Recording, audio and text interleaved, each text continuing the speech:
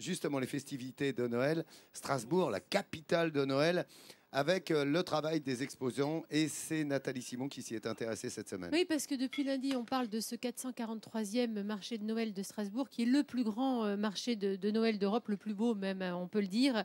Et c'est vrai que les places sont chères pour les exposants. Il y a les habitués.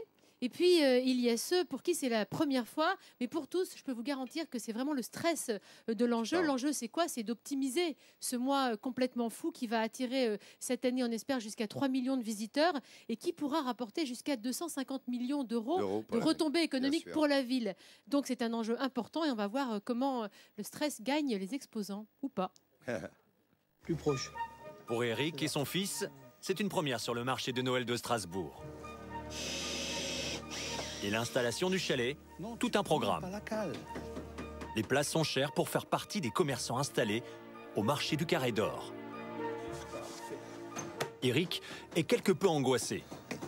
On ne sait pas du tout ce qui nous attend, quoi, parce que de savoir que c'est une présence sur jusqu'au 31 au soir, sans interruption, ça veut dire plein d'engagement. Et puis donc là, de ce côté-là, on n'a pas du tout d'expérience. Parce qu'ils sont tous à la même hauteur, presque. On aurait pu un peu plus jouer sur les niveaux, non? Je dirais, on peut encore décorer. Maintenant, on ramène les grands objets et on voit comment les mettre en place. Eric et Cathy sont artisans, souffleurs de verre. C'est les sphères, hein. C'est un petit peu comme dans le cosmos. Hein. Il y a les différentes planètes. Et finalement, Noël, moi, je le vois un petit peu comme un lien avec l'univers. Vaisselle, objets décoratifs, face à vous des œuvres uniques. Elles sont exposées pour la première fois au grand public. On peut encore en monter une un peu plus haut. Ouais, par exemple. On a envie que ce soit beau, on a envie que ce soit bien. Quelque part, c'est des années de travail qui, un jour, on a le courage de dire, allez, on fait le grand pas et on vient jusqu'à Strasbourg. Affronter le regard des autres et savoir vendre ses produits, tel sera le défi d'Eric pour le mois à venir.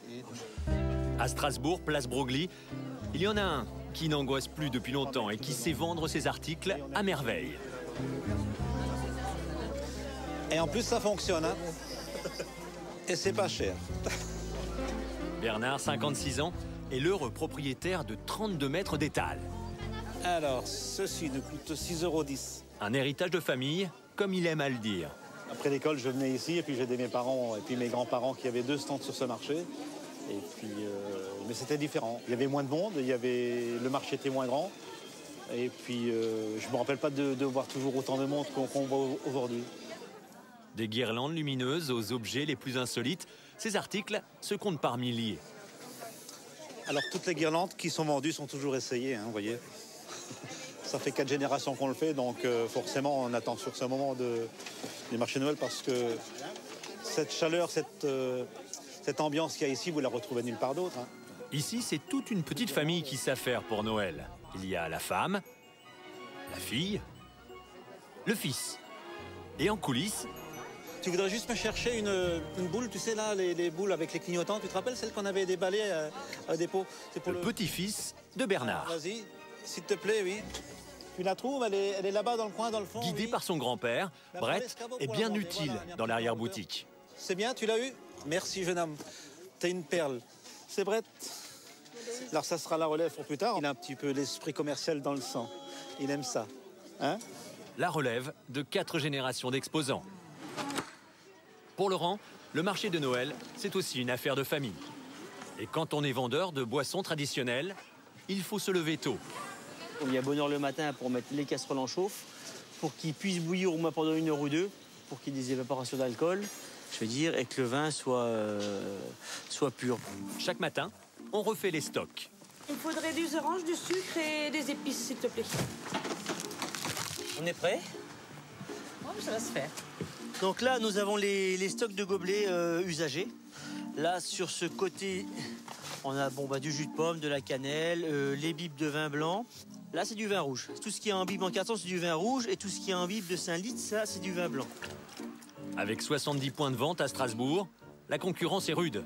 Mais chez Laurent, la recette de fabrication est un héritage. Tiens, je te ramène du vin. Moi, mon père faisait comme ça, mon grand-père faisait pareil. Donc, on a un peu pris les recettes de tout le monde.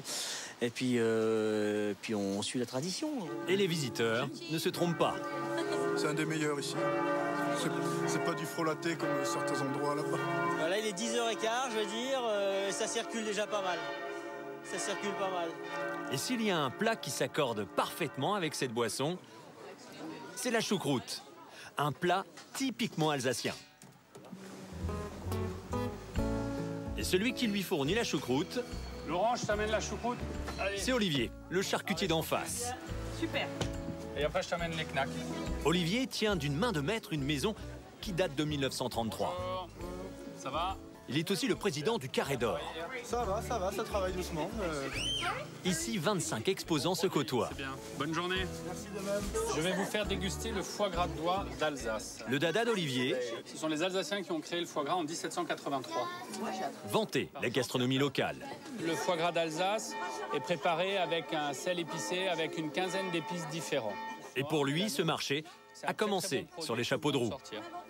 C'est un moment très important de l'année, à la fois dans l'animation, dans la charge de travail, parce qu'on a beaucoup de travail. On a commencé à 5 heures, je suis rentré chez moi à 22 heures, donc ça fait des belles journées quand même. Et je suis pas le seul, hein, on a tous beaucoup travaillé.